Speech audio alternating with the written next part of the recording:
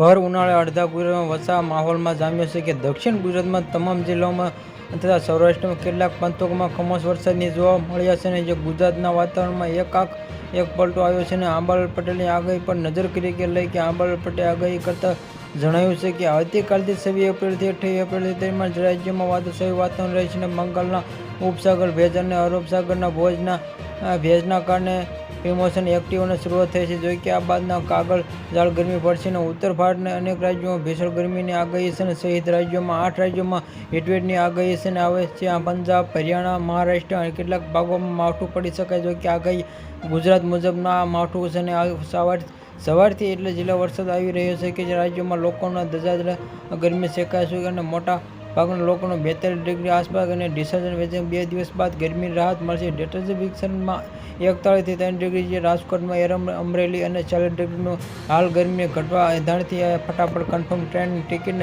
Wet અથવા રેલવેમાં લીધો મોટો નિર્ણય. વાતાવરણ હવામાન વિભાગમાં લેટેસ્ટ આગાહી દિવસમાં પવનની દિશા બદલાતા ગરમી ક્રોસ 2 ડિગ્રી આસપાસમાં આંબાલાલ પટેલે નવી આગાહી કરી કે આંબાલાલે કરી કે 28 થી 29 એપ્રિલ દરમિયાન 44 ડિગ્રી રહેશે. અમદાવાદમાં, ગાંધીનગર અને સૌરાષ્ટ્ર, ઉત્તર સૌરાષ્ટ્રમાં 41 ડિગ્રી ગરમી અને કચ્છમાં 40 ડિગ્રી તાપમાન અને જૂનાગઢમાં 41 ડિગ્રી અને ભાવનગરમાં 38 થી 40 ડિગ્રી તાપમાન રહેશે. દક્ષિણમાં કારણ કે મહારાષ્ટ્રમાં લગભગ આહવા, ડાંગ અને વલસાડ ગરમીઓ રહેશે અને આ શરૂઆતમાં કે ભાગમાં પ્રિમોન્સૂન એક્ટિવ છે અને ગરમી આસપાસના પંચમહાલના બીજી તરફ 24 કરોડ ક્ષેત્રોમાં ભાજપે જે આજથી વરસાદની આશંકા. આંબાલાલ પટેલને 10 થી 14 દિવસ અને 14 મેથી હવામાન પલટો અને 20મી બાદ કે 40 ડિગ્રીમાં તાપમાન 44 ડિગ્રી રહેશે.